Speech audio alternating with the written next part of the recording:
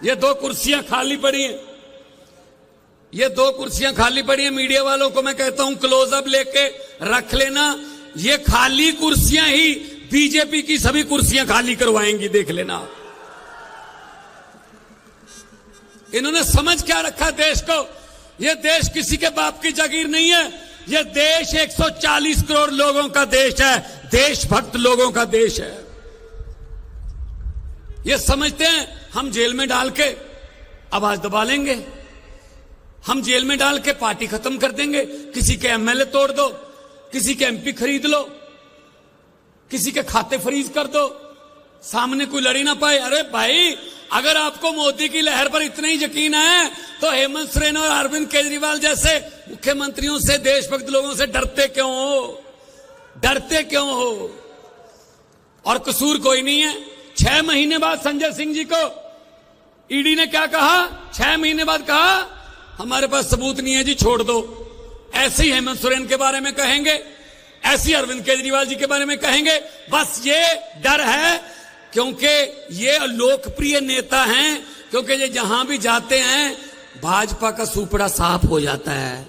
ये डर है बस इनको, ये डर है और कोई डर नहीं। उनको मैं कहना चाहता हूं, भाजपा वालों को मैं कहना चाहता हूं कि हम वो पत्ते नहीं जो शाख से टूटकर गिर जाएंगे। आंधियों को कह दो अपनी औकात में रहें। ये दोनों बहनें हैं हमारी, और ये दोनों आज बैठी हैं और कॉन्फिडेंस से बोल भी रही हैं। वरना आपको पता है, ईडी वीडी का चक्कर हो जाए तो परिवार में सन्नाटा छा जाता है। लेकिन मैं दाद देता हूं और तालियां चाहता हूं इन दोनों के लिए कि कम से कम ये आके संदेशे पढ़ रही हैं अपने पतियों के। 31 मार्च को हमने रामलीला ग्राउंड में सारे इंडिया गठबंधन को बुलाया, उसी के डर से कांप गए भाई साहब। अभी कल हुआ है मतदान, मुझे पता चला है कल वाले मतदान से हिल गए, क्योंकि कल 102 सीटों पर मतदान हुआ है, उसमें से 80 से 90 सीटें इंडिया गठबंधन को आ रही हैं, 80 में से 90, इसीलिए हिल गए हैं ये। तो हम तो जेल से डरने वाले लोग नहीं हैं, हमारी तो पार्टी आंदोलन से निकली थी।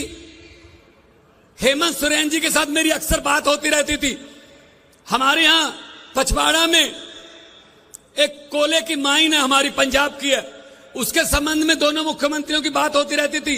वो यही बात करते थे हर वक्त कि भगवान जी, झारखंड में भी बहुत कुछ है, को जैसा कि उन्होंने चिट्ठी में लिखा, झारखंड गरीब नहीं है, यहां के जो गरीब थे उनको गरीब रखा गया है, जल जंगल जमीन का पैसा का कानून लागू नहीं किया।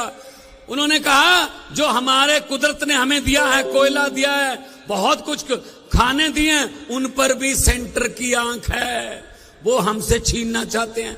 कोयला झारखंड में है, पंजाब को कहते हैं ऑस्ट्रेलिया से कोयला मंगाओ, इंडोनेशिया से कोयला मंगाओ। अरे भाई, हमारे देश में सब कुछ है, हमारे देश में सब कुछ है, लेकिन वो कहते नहीं, तुम्हारे वाला तो हम रखेंगे अपने दोस्तों मित्रों के लिए, उनको देंगे ये कोयले की खाने। तो ये आज जो आपका यहां इतनी भारी संख्या में आना कि दुनिया का कोई भी कैमरा इस सारी रैली को एक ही क्लोजअप में, एक ही जूम में कैद नहीं कर सकता। दुनिया के कैमरे छोटे हो गए आज, इसके लिए आपका धन्यवाद। आपका घर से बाहर निकलना हमारे लिए हौसला अफजाई है। एक बार अपने आप के लिए भी जोरदार तालियां बजा के थोड़ा अभिनंदन कर दीजिए। बहुत बहुत हाँ जी, हाँ, ये इनका क्या क्या बताएं, हर बात पे जुमला, हर बात पे जुमला, हर बात पे झूठ। भारतीय जनता पार्टी नहीं है, भारतीय जुमला पार्टी है। अभी और जुमले आने वाले हैं, और जुमले आने वाले हैं, देखना आप।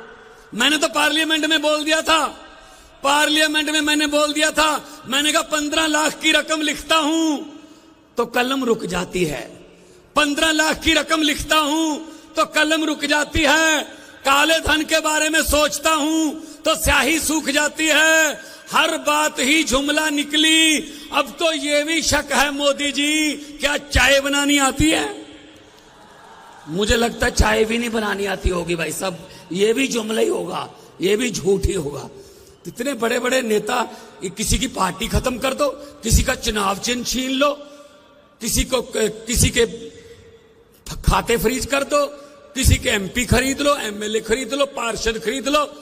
यही काम है इनका काम, ये खरीदो फरोख्त का काम करते हैं बस। तो इनसे, इनके जुमलों में मत आना, इनके जुमलों में मत आना। ये आने वाले इलेक्शन में जहां भी आपको इंडिया गठबंधन का कोई उम्मीदवार मिले, वहां पे बटन दबाना है, देश को बचाना है। एक मशीन जो ईवीएम जो है उसका एक बटन दबाना है इंडिया गठबंधन का, और देश को बचाना है। क्योंकि बहुत बड़े बड़े नेताओं ने अभी बोलना है। मैं बहुत जूनियर हूं, लेकिन मैं पंजाब से आया हूं, शहीद आजम भगत सिंह की धरती से। मैं ये संदेशा लेके आया हूं कि भगत सिंह ने कहा था, भगत सिंह ने लिखा था कि इश्क करना सबका पैदाइशी हक है, इश्क करना सबका पैदाइशी हक है। क्यों ना इस बार वतन की सरजमी को महबूब बना लिया जाए। हम वो लोग हैं जिन्होंने देश की आजादी के लिए, हमारे पुरखों ने कुर्बानियां दी, तब जाके देश मिला। ये देश के मालिक बन के बैठ गए। तो इनको बताना है कि अहंकार जो है, अहंकार एक ना एक दिन झुकता है, अहंकार झुकेगा। और फिर मैं वही कहूंगा कि जेल के ताले टूटेंगे, केजरीवाल और हेमंत सोरेन छूटेंगे।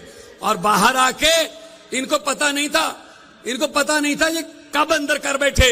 इनको ये था कि जैसे आम बंदों को किसी को पकड़ के अंदर करते हैं ऐसे होगा। इनको ये नहीं पता था कि इतना जन सैलाब पूरे देश में अरविंद केजरीवाल और हेमंत सोरेन जी के लिए इकट्ठा हो जाएगा, ये इनको पता नहीं था।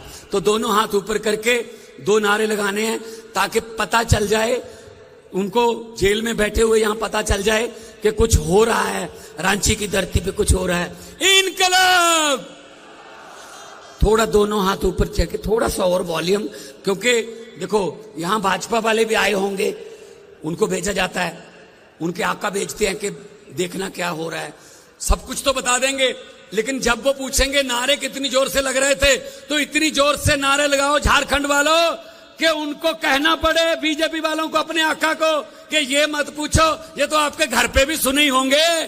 तो इतनी जोर से नारे लगाओ दोनों हाथ ऊपर उठा के, इनकलाब, इनकलाब, भारत माता की जय, झारखंड बोले सोनिहाल। बहुत बहुत धन्यवाद, आपने इतना प्यार दिया, इतना सत्कार दिया। आबाद रहो, जिंदाबाद रहो। लोगों को अक्सर कहते सुना है, जिंदा रहे तो फिर मिलेंगे, लेकिन इस पंजाबी दिल ने कहा है, मिलते रहे तो जिंदा रहेंगे। बहुत बहुत धन्यवाद।